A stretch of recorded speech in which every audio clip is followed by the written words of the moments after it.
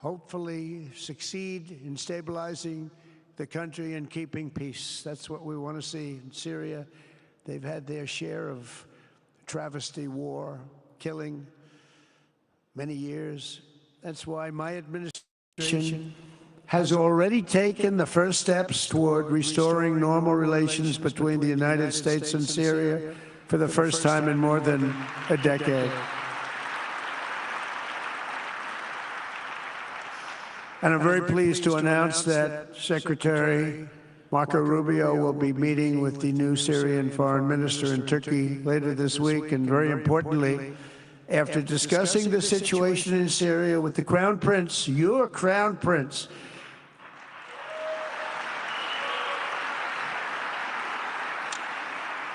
and also with President Erdogan of Turkey, who called me the other day and asked for a very similar thing, among others, and friends of mine, people that I have a lot of respect for in the Middle East. I will be ordering the cessation of sanctions against Syria in order to give them a chance at greatness. Now, this is big news he's announcing.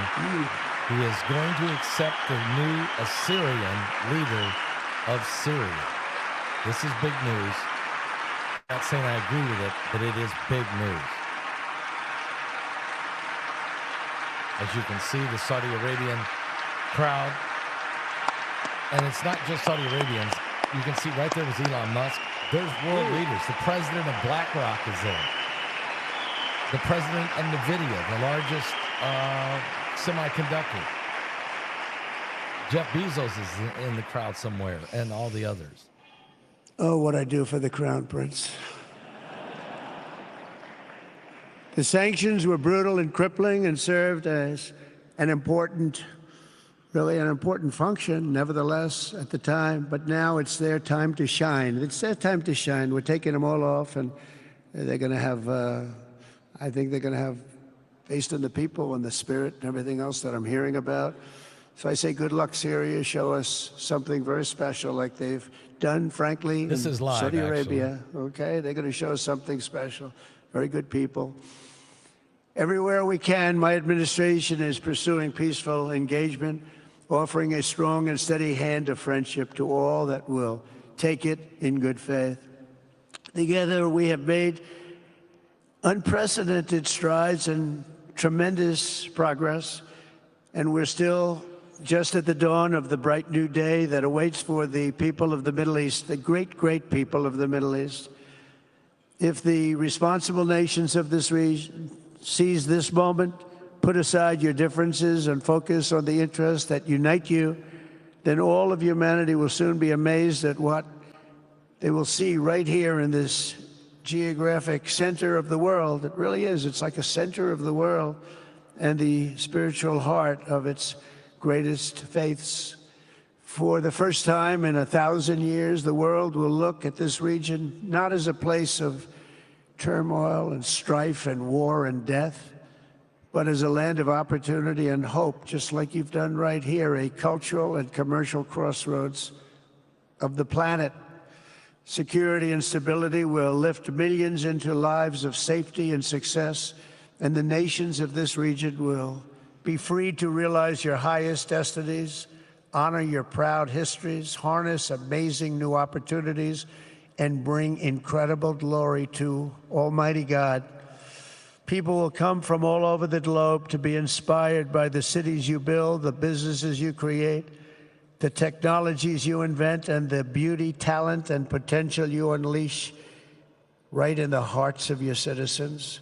Each of you will be able to take tremendous pride in the legacy you will leave to your children, because you will have given them the ultimate blessings of prosperity and peace. So important. In the United States, we've launched the golden age of America. It's the golden age. We see it. We see it with all that money, trillions and trillions of dollars pouring in, hundreds of thousands of jobs coming in with it. And with the help of the people of the Middle East, the people in this room, partners throughout the region, the golden age of the Middle East can proceed right alongside of us. We will work together. We will be together. We will succeed together. We will win together. and we will always be friends. Trump preaching economics brings peace. Thank you. Strength, peace through strength and economy. That is his doctrine. So, Mohammed, I want to thank you again very much for having me. And as a representative of what I think is the greatest nation in the world, we are with you all the way, and you have a tremendous future. Thank you very much. And please pay my respects to your father. Thank you very much. Thank you. All right, you just heard President Donald Trump speaking in Saudi Arabia live. That was live. Very, very interesting for sure. What we just witnessed, that was live. And wow. So Trump is bringing a doctrine similar to King Solomon, which is very simple. Let's not have war, but let's have peace through economy and respect of one another. Not an agreement of everything, but respect. So he instead of having, and that's his strength. When he says peace through strength, he means military strength, but he also means, economic strength. You're really not going to fight somebody you're doing, that you're trading with.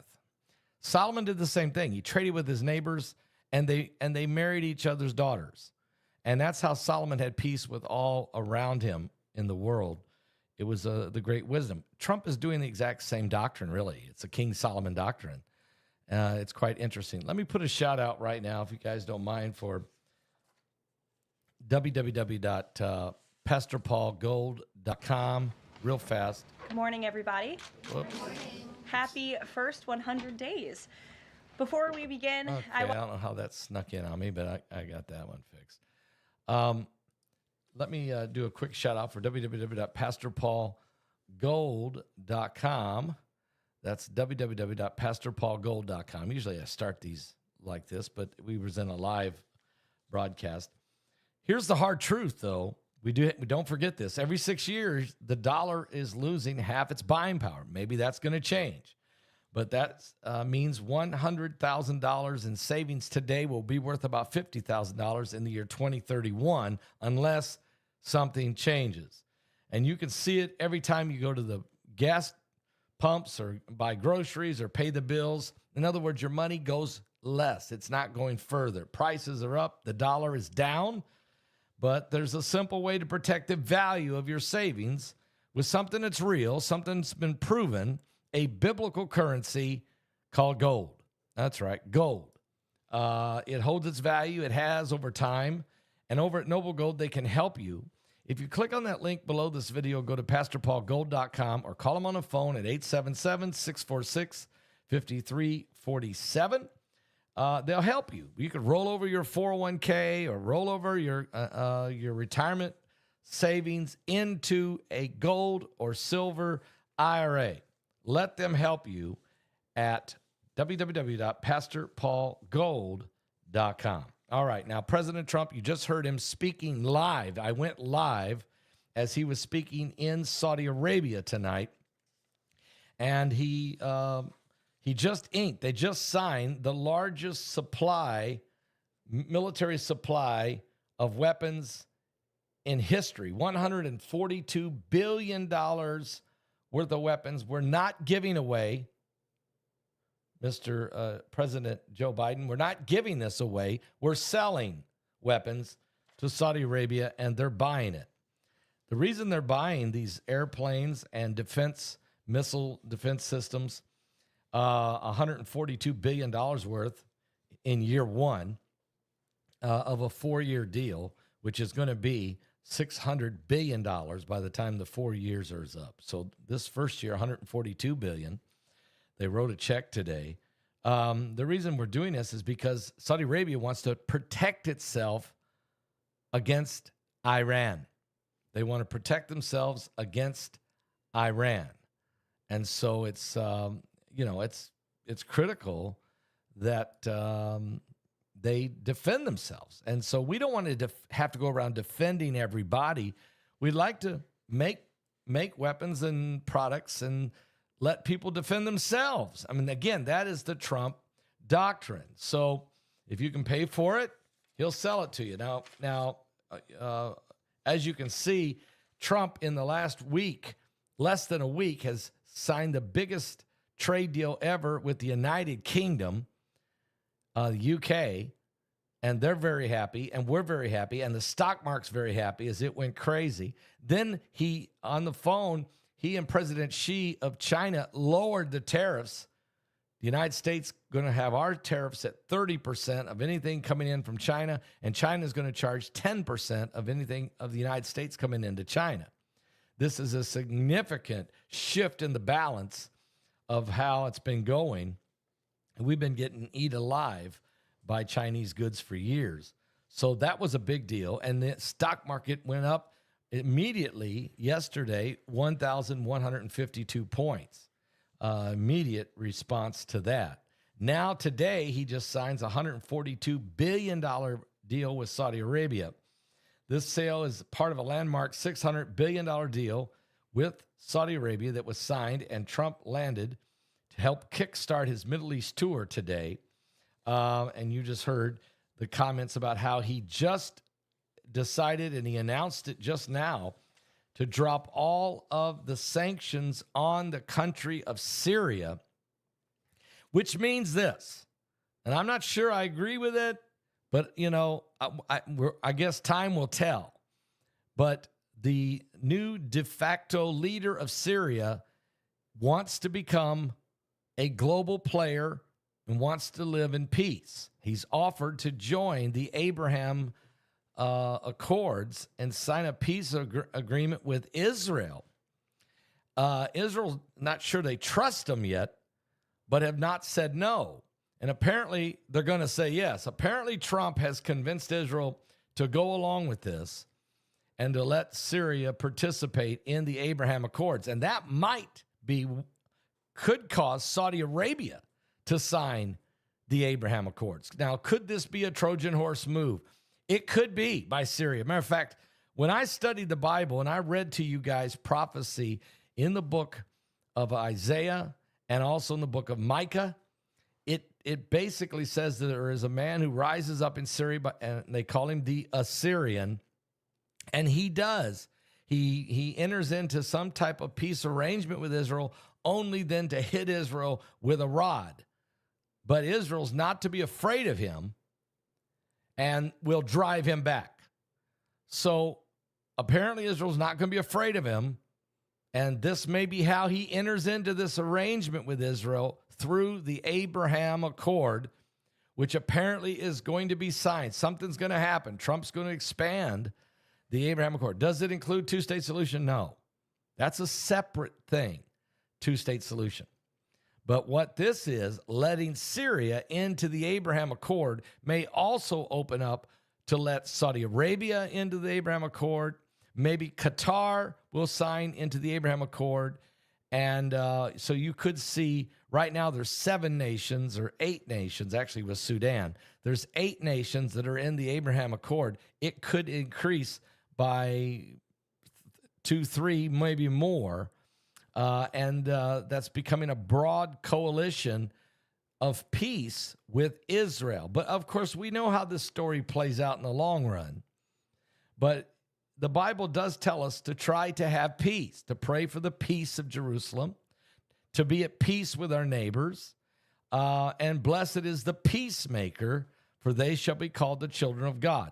So what Trump is doing is fulfilling one of Jesus's beatitudes, and that is to be a peacemaker. He's using the doctrine of King Solomon of making peace even with your enemies.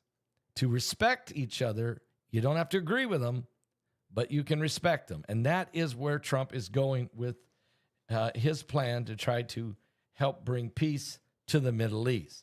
The deal, though, with Saudi Arabia economically does include military, academics, also energy. They've signed a deal with energy and mining and space and sport, which I think has to do with golf and maybe other, I'm hearing it possibly even other sports. Also, there's a part of a gigantic agreement that Trump is signing, $600 billion. Powerful business executives also came to Saudi Arabia with Trump for a big business summit, including key ally Elon Musk is there, along with the founders of BlackRock. You know how big they are, and the CEO of NVIDIA.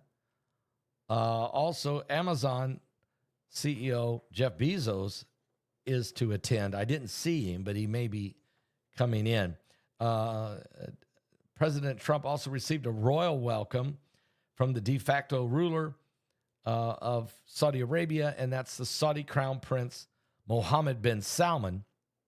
The king of Saudi Arabia is very ill and was not able to be no longer seen in public due to his very, very bad declining health.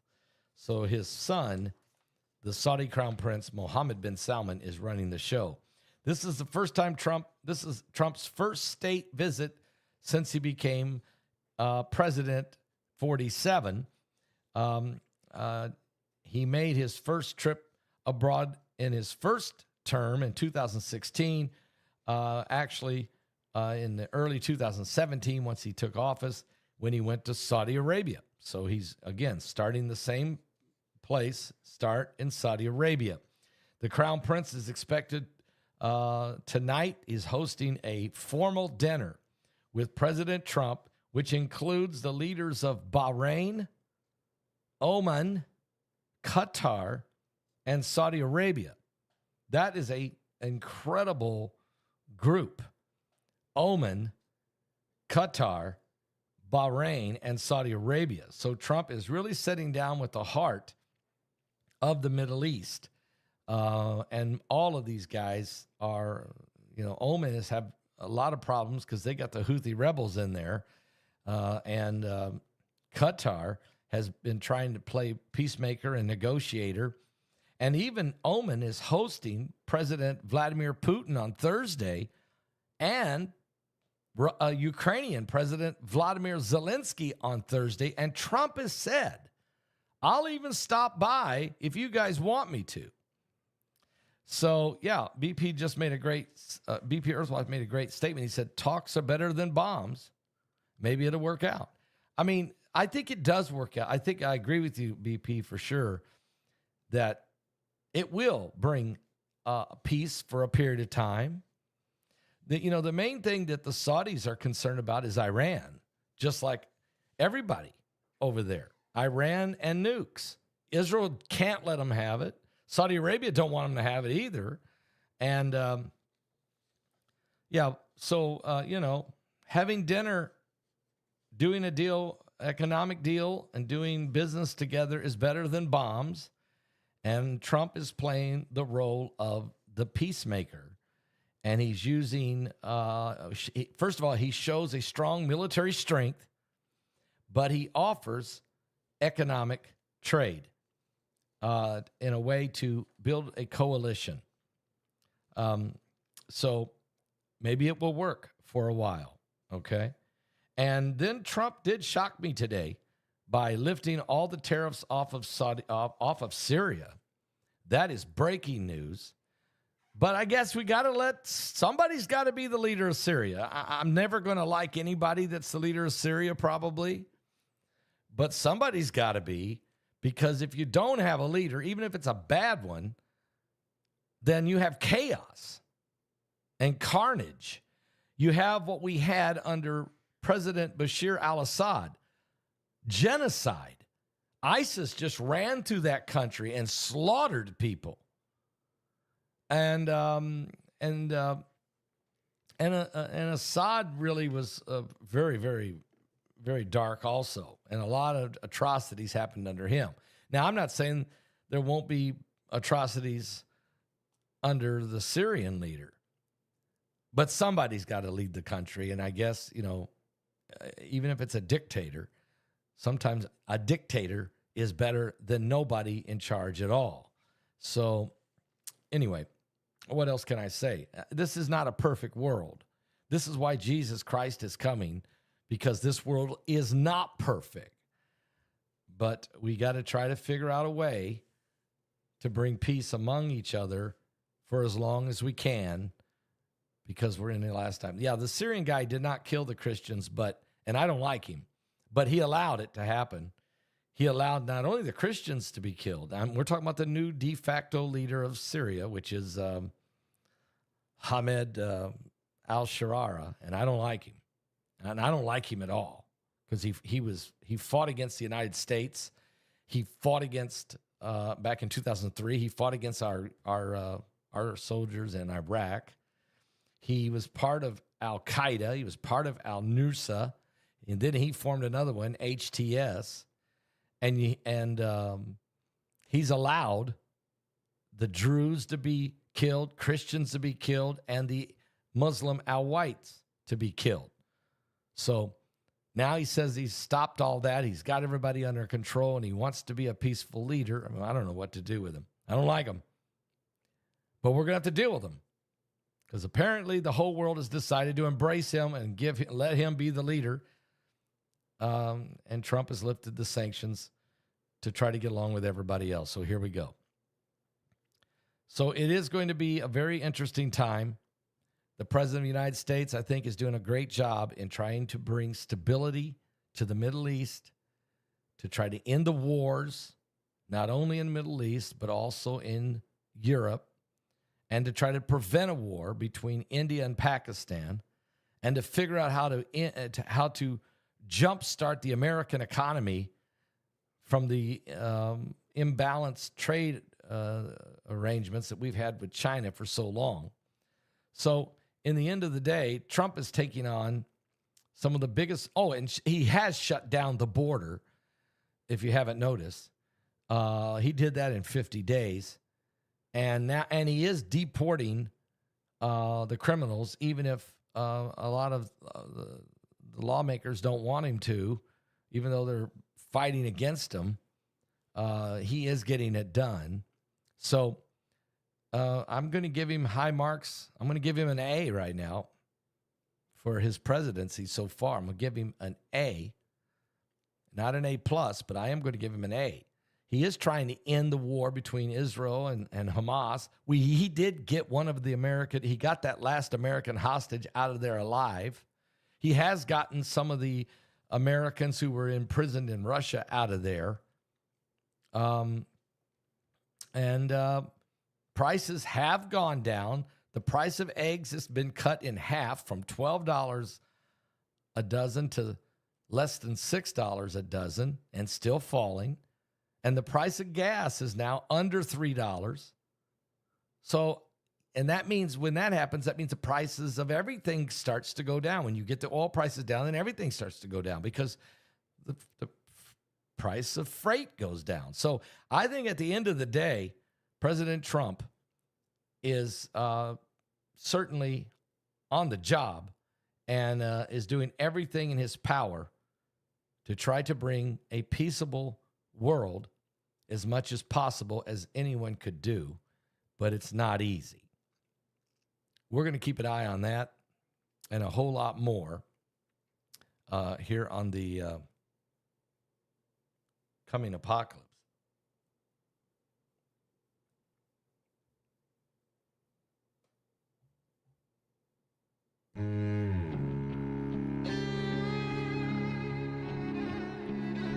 It's going to be a busy day. Guys, don't miss tonight. We'll be our live podcast at Paul Begley Podcast. You can listen to it on our YouTube channel, the Paul Begley Podcast channel, or Spotify, Amazon Music, iHeartRadio, and everywhere else. Saturday was silent, and surely it was through. Since when has impossible ever stopped you? And Friday's disappointment is Sunday's empty tomb. Since when has impossible ever stopped you? I still don't trust that Syrian leader. But I'll give peace a chance. This is the sound of a dry bones rattling. This is the praise, make a dead man walk again. Open the grave, I'm coming out. I'm gonna live again. This is the sound of dry bones rattling. Pentecostal fire, stirring something new. You're not gonna run out of miracles anytime soon. Your resurrection power, it runs in my veins too. I believe there's another miracle here in this room. This is the sound of dry bones rattling. This is the praise, make a dead man walk again. Open the grave, I'm coming out. I'm gonna live again. This is the sound of dry bones We do need peace.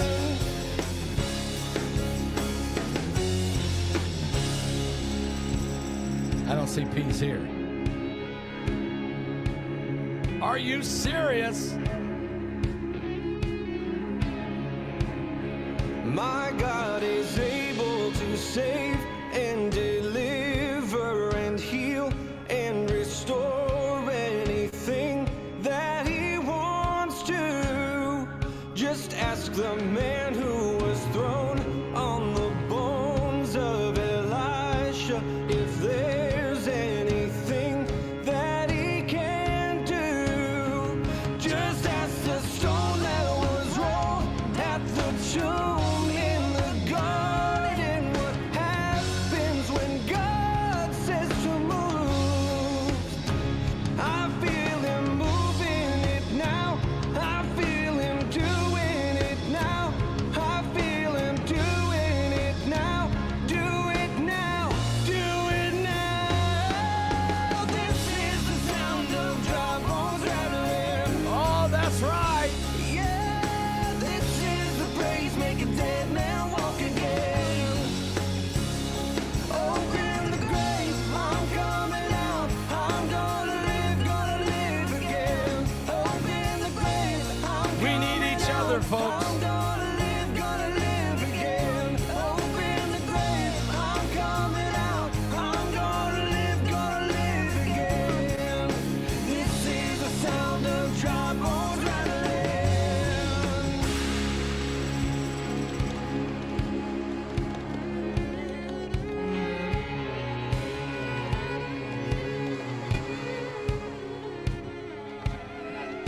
Son of man, these bones are the whole house of Israel.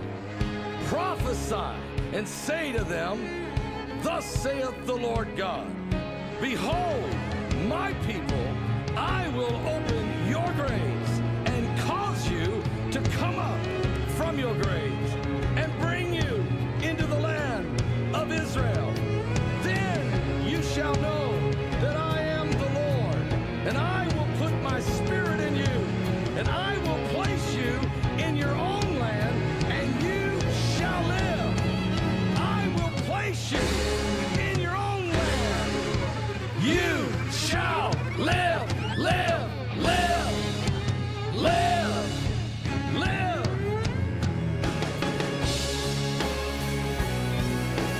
Something biblical's going on, guys.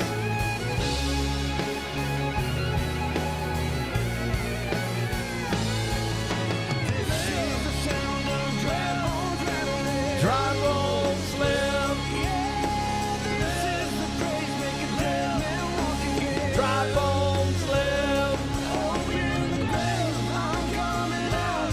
I'm gonna live again.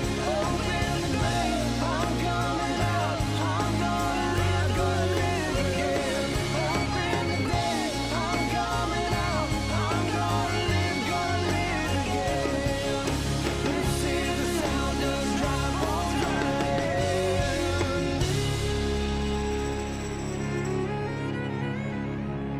That's a powerful song. It's on my album, Harmonize and Prophesy. And I got a lot of help from my friends, no doubt about that. Let me read from my book, Revelation 9:11, from page 155 on the chapter of the destroyer.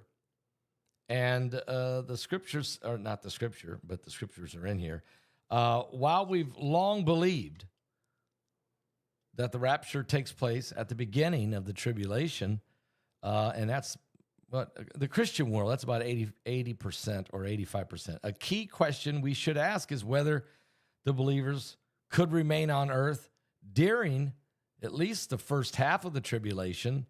After all, Jesus did say this in Matthew 24, verses 21 and 22, for then there will be a great tribulation, such as has not since the beginning of the world until this time, no, nor ever shall be.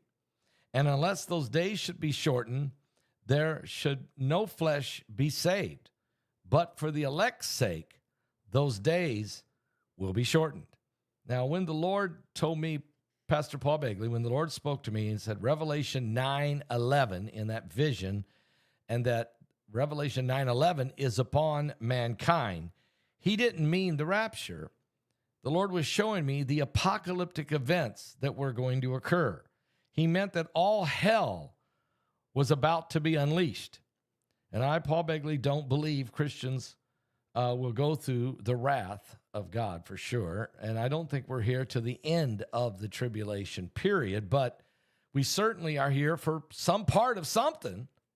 But we should consider whether we could be here at least till the midway point. Chuck Missler told me in 2015 that Ezekiel 38:39 would be the next big event. So keep your eye on Russia. He died, of course, in 2018, and in early 2022, Russia attacked Ukraine. So that, it's funny because I really believed that we could be raptured at any time. I really do believe that. I don't know how far we have to go. I'm open to understanding that we don't know. And so I don't get all hung up and lose my salvation over it and fall out with my brothers and sisters over such timelines that only God knows. Jesus even said the angels don't know. Jesus said, I don't even know.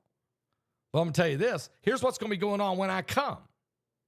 And then he gives us a list of stuff, and guess what? It's happening right now. But then there's more prophecies that also would come to pass before the coming of the Messiah, and we're still waiting on some of those, and we're watching those unfold. They carried a lamb up on the Temple Mount during Passover this year. They didn't sacrifice the lamb, but they carried it. A bunch of rabbis actually carried the ram. I seen the pictures of them. They made it to the top of Mount Moriah, to the Temple Mount, before they were arrested and taken down. It's the first time in 2,000 years. It's the first time in 2,000 years that a rabbi carried a lamb up onto the Temple Mount. He didn't get to sacrifice it, but he carried it up there. And then he was arrested. And he was taken down with the lamb. What I'm saying is, guys, we're getting so close to the building of the third temple, it's not even funny. I mean, really close. So you have to understand, Chuck Missler tells me before he dies, when I said, Dr. Missler, can you tell me what's the next big event's going to happen? He said, you better keep your eye on Russia and Ezekiel 38. And then what happens? Russia invades Ukraine in 2022. Missler told me this in 2015, and he died in 2018. Irvin Baxter tells me in November of 2019, while I'm having breakfast with him in Jerusalem, when I said, can you tell me what the next big event's going to happen? He said, the signing of the Abraham Accord. And the very next year, in September, October timeframe, right there in the fall of 2020 that they signed the Abraham Accords. President Trump brought 5 more countries into the Abraham Accord. The Abraham Accord had already been started by Jimmy Carter in 1979 when he got Egypt to sign a peace treaty with Israel. And then Bill Clinton in 1998 when he got Jordan to sign on to the Abraham Accords and peace with Israel.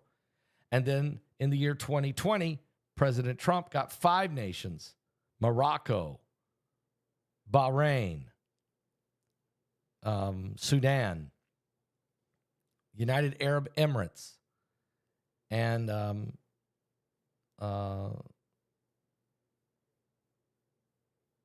Slovakia. Let's see, who was it? It slipped my mind, but he brought 5. And that made 7 countries have signed the Abraham Accord. So Baxter predicted it before he died. And Misler predicted it before he died. Both of them to me. And so I asked Dr. Jack Van Impe, while he was on his deathbed, Jack Van Impe called me. He made 2 phone calls to me. The last phone call he made to me, which we talked on the phone for about 40 minutes, he told me a lot of great things that God had blessed him to do. He just told me basically his whole ministry and all the wonderful things God done. And then he said to me, they're getting ready to build the 3rd temple. I want to see it, he said, but I don't think I'm going to make it. But you will. You will. And Jesus is coming soon. And of course, Jack Van Impe died in January of 2020. Just 6 weeks after he told me that. So now his prophecy hasn't happened yet. Misler's has. Well, Misler's is in process. Russia invaded Ukraine, and the Battle of Gog and Magog we're at the brink of it, unless we get a peace arrangement by Trump and he pushes it back a little bit.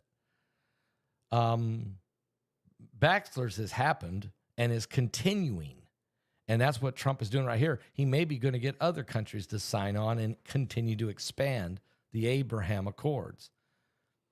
And Jack Van Impe's hasn't yet. They haven't started building the 3rd temple, but they are carrying a lamb to the Temple Mount for the first time in 2,000 years.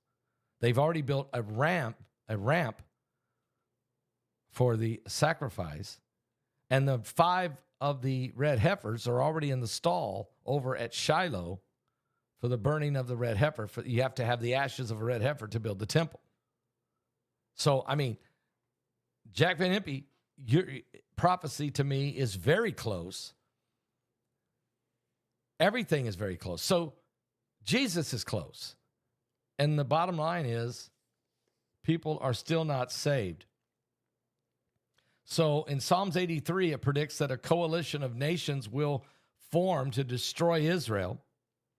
And as was written in this chapter, Palestinian terrorist groups, Hamas, attacked Israel, killing more than 1,000 civilians, 350 soldiers, and it shocked the world. We know about this on October the 7th, 2023.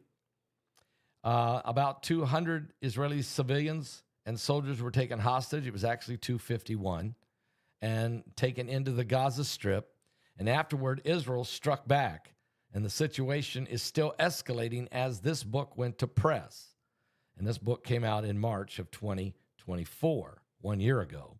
And the situation was still escalating as this book went to press. Will this war expand into a larger regional war, or even the war of Gog and Magog? Only time will tell. But Russia is currently building alliances with China, Iran, Syria, and the Middle Eastern nations, including Turkey. Now, a couple of months before this war broke out, 11 Russian and Chinese warships were spotted patrolling the coast of Alaska. In response, the United States Navy sent 4 destroyers to the area. The U.S. Senator Dan Sullivan then said that the size of this joint operation was unprecedented, and Russian and Chinese warships in American waters had never happened before. Now, there'd been submarines, but not warships. So, that was written in our book in 2024. Certainly, it's playing out exactly as we wrote, and there's more to come. If you need a copy of my book, you can go to Amazon.com. They're selling it. It's on sale there for, I think, $13.38 a book, $13.38 for the hardback book. And those are for sale at Amazon.com, or you can order them directly from me at my website. And if you order it from me directly, I will personally sign it and leave you a personal note. And everybody's personal note is different. I'm led by the Lord. So I'll write you a personal note and sign my name, and I'll send the book to you if you want that. All right, guys. What does this all mean? Well, there's going to be a new world order. There's going to be a one world government. There is a beast kingdom that's on the rise. No doubt about it. And we do our best. We want revival. We pray for peace. We have a president who's trying to restore American pride and the gospel to the world and be at peace in the world. I mean, we're trying every way in the world to push this new world order back as far as we can and delay it as long as we can. But at some point, the beast will rise. Wow. That's why you need to be ready. Christ is coming for his children. Will you be ready, or will you be left behind? I'll be back, guys, with more information. And another, I'm going to actually be, I'll be back in about a half hour with more info right here on the coming apocalypse.